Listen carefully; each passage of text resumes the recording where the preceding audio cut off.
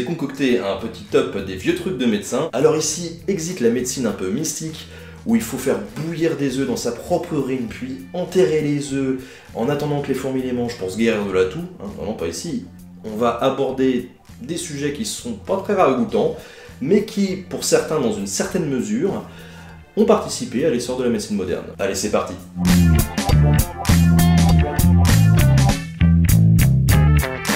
Le diabète est un trouble d'assimilation, d'utilisation mais aussi de stockage des sucres apportés par l'alimentation.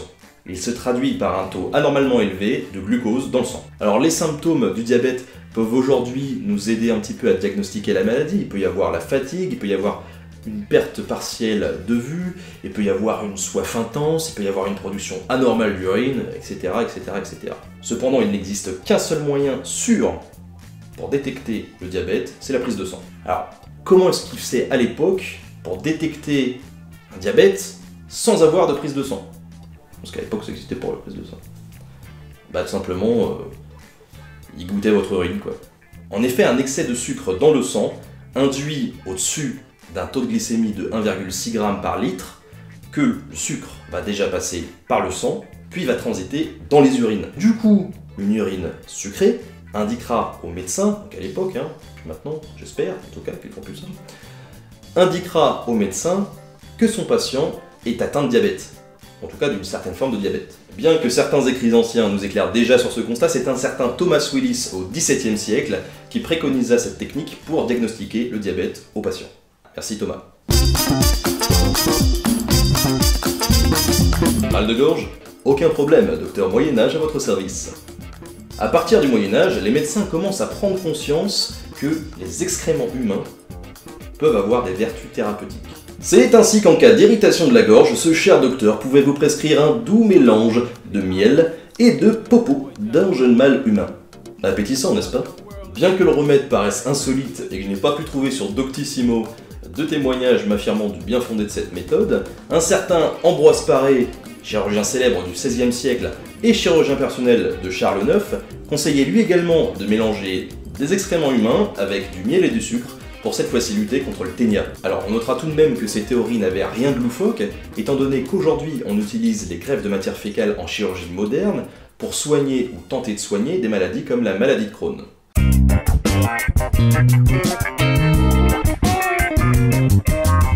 D'après la définition de Wikipédia, la variole est une maladie infectieuse d'origine virale. Elle est extrêmement contagieuse et épidémique. Concrètement, ça se propage par contact direct, mais aussi indirect. C'est-à-dire que si une personne atteinte de la variole dort par exemple dans un lit et qu'une personne saine dorme dans ce même lit après, il se peut que cette personne contracte la variole.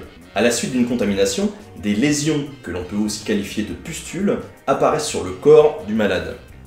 Ces pustules, plus il y en a, plus il y a risque d'infection. Et forcément, c'est l'infection qui va provoquer le décès du patient.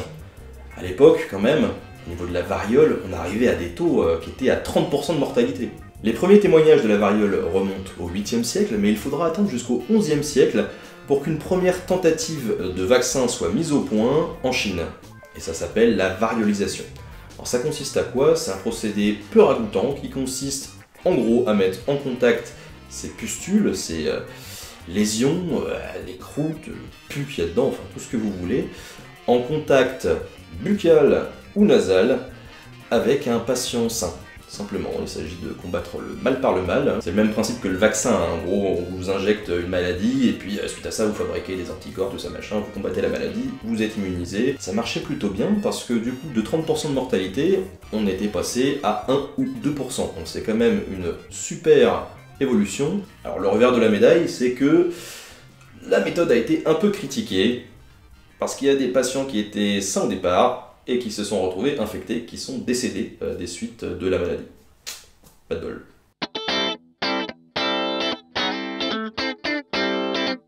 Vous avez sans doute déjà entendu parler des saignées, cette pratique qui consistait à couper un patient pour pouvoir évacuer le mauvais sang et ainsi le guérir de la maladie. Dans la lignée des saignées, les sangsues furent utilisés depuis l'Antiquité pour essayer de soigner un petit peu tous les maux.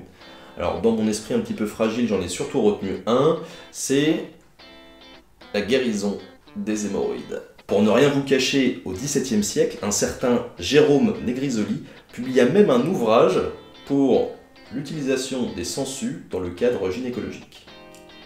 Alors ça, c'était au XVIIe siècle. Cependant, au XIXe siècle, en France, il y a eu un énorme boom de l'utilisation des sangsues, et ça sous l'impulsion d'un docteur qui s'appelait François Broussais. François Broussais, donc, était vraiment un adepte de la sangsue, qui en utilisait à l'appel, qui allait jusqu'à recouvrir ses patients avec des centaines de sangsues pour pouvoir les guérir de maladies, ce qui des fois provoquait leur mort. Pour autant, il ne faut pas rejeter toutes les idées de saignée, parce qu'aujourd'hui, dans la médecine moderne, la saignée est encore utilisée avec des sangsues, notamment pour guérir de l'arthrose ou pour faire circuler le sang en cas de greffe de peau. Alors certes, les sangsues, c'est pas très sexy, mais pourquoi pas.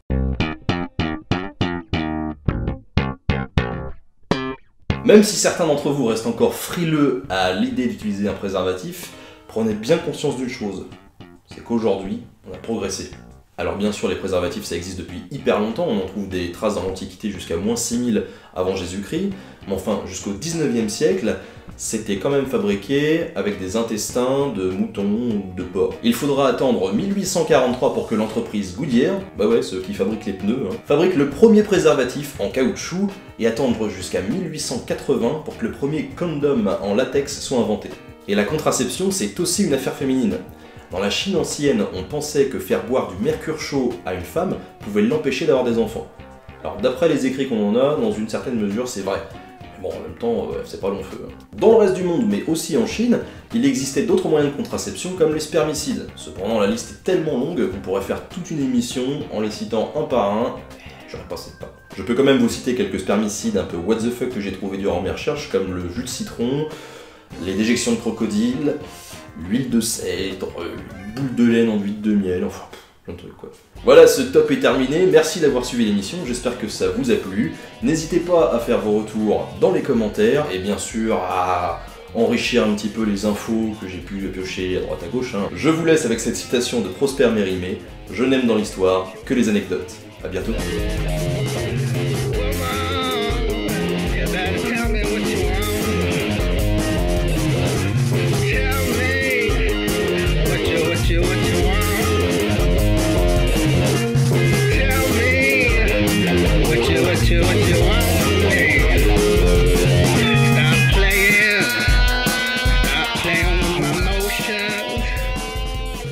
Pour détecter un diabète sans avoir de prise de sang. Parce qu'à l'époque ça existait pour la prise de sang. Bah tout simplement, il goûtait votre urine quoi. En effet, un excès de sucre dans le sang induit au-dessus d'un taux de glycémie de 1,6 g par litre que le sucre va déjà passer par le sang, puis va transiter dans les urines. Du coup, une urine sucrée indiquera au médecin, donc à l'époque, puis maintenant, j'espère, en tout cas, qu'ils font plus ça, indiquera au médecin que son patient est atteint de diabète, en tout cas d'une certaine forme de diabète. Bien que certains écrits anciens nous éclairent déjà sur ce constat, c'est un certain Thomas Willis au XVIIe siècle qui préconisa cette technique pour diagnostiquer le diabète aux patients. Merci Thomas. Mal de gorge? Aucun problème, docteur Moyen-Âge à votre service. À partir du Moyen-Âge, les médecins commencent à prendre conscience que les excréments humains peuvent avoir des vertus thérapeutiques. C'est ainsi qu'en cas d'irritation de la gorge, ce cher docteur pouvait vous prescrire un doux mélange de miel et de popo d'un jeune mâle humain. Appétissant, n'est-ce pas? Bien que le remède paraisse insolite et que je n'ai pas pu trouver sur Doctissimo de témoignages m'affirmant du bien fondé de cette méthode, un certain Ambroise Paré, chirurgien célèbre du XVIe siècle et chirurgien personnel de Charles IX, conseillait lui également de mélanger des excréments humains avec du miel et du sucre pour cette fois-ci lutter contre le ténia. Alors on notera tout de même que ces théories n'avaient rien de loufoque, étant donné qu'aujourd'hui on utilise les greffes de matière fécale en chirurgie moderne pour soigner ou tenter de soigner des maladies comme la maladie de Crohn.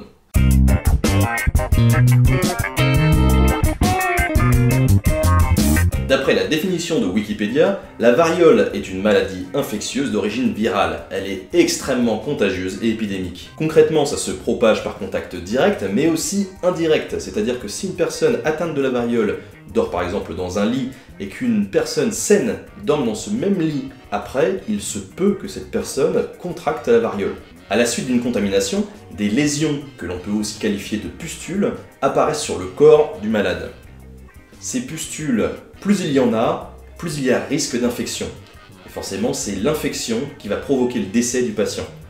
À l'époque, quand même, au niveau de la variole, on arrivait à des taux qui étaient à 30% de mortalité. Les premiers témoignages de la variole remontent au 8e siècle, mais il faudra attendre jusqu'au 11e siècle pour qu'une première tentative de vaccin soit mise au point en Chine. Et ça s'appelle la variolisation. Alors ça consiste à quoi? C'est un procédé peu ragoûtant qui consiste en gros à mettre en contact ces pustules, ces lésions, les croûtes, le pus qu'il y a dedans, enfin tout ce que vous voulez, en contact buccal ou nasal avec un patient sain. Simplement, il s'agit de combattre le mal par le mal. C'est le même principe que le vaccin, en gros, infectieuse d'origine virale. Elle est extrêmement contagieuse et épidémique. Concrètement, ça se propage par contact direct, mais aussi indirect. C'est-à-dire que si une personne atteinte de la variole dort par exemple dans un lit et qu'une personne saine dorme dans ce même lit après, il se peut que cette personne contracte la variole. À la suite d'une contamination, des lésions, que l'on peut aussi qualifier de pustules, apparaissent sur le corps du malade. Ces pustules, plus il y en a, plus il y a risque d'infection. Et forcément, c'est l'infection qui va provoquer le décès du patient. À l'époque, quand même, au niveau de la variole, on arrivait à des taux qui étaient à 30% de mortalité. Les premiers témoignages de la variole remontent au 8e siècle, mais il faudra attendre jusqu'au 11e siècle pour qu'une première tentative de vaccin soit mise au point en Chine. Et ça s'appelle la variolisation. Alors ça consiste à quoi? C'est un procédé peu ragoûtant qui consiste en gros à mettre en contact ces pustules, ces lésions, les croûtes, le pus qu'il y a dedans, enfin tout ce que vous voulez, en contact buccal ou nasal avec un patient sain.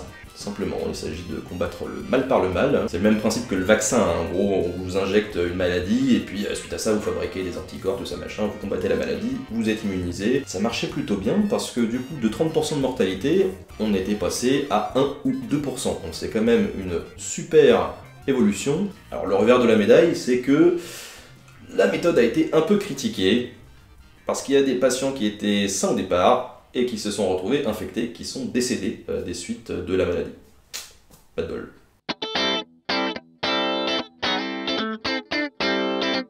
Vous avez sans doute déjà entendu parler des saignées, cette pratique qui consistait à couper un patient pour pouvoir évacuer le mauvais sang et ainsi le guérir de la maladie. Dans la lignée des saignées, les sangsues furent utilisés depuis l'Antiquité pour essayer de soigner un petit peu tous les maux.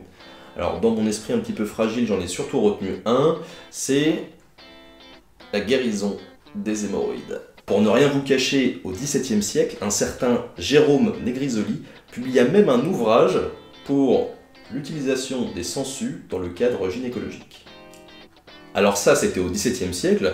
Cependant, au XIXe siècle, en France, il y a eu un énorme boom de l'utilisation des sangsues, et ça sous l'impulsion d'un docteur qui s'appelait François Broussais. François Broussais, donc, qui était vraiment un adepte de la sangsue, qui en utilisait à l'appel, qui allait jusqu'à recouvrir ses patients avec des centaines de sangsues pour pouvoir les guérir de maladies, ce qui des fois provoquait leur mort. Pour autant, il ne faut pas rejeter toutes les idées de saignée, parce qu'aujourd'hui, dans la médecine moderne, la saignée est encore utilisée avec des sangsues, notamment pour guérir de l'arthrose ou pour faire circuler le sang en cas de greffe de peau. Alors certes, les sangsues, c'est pas très sexy, mais pourquoi pas.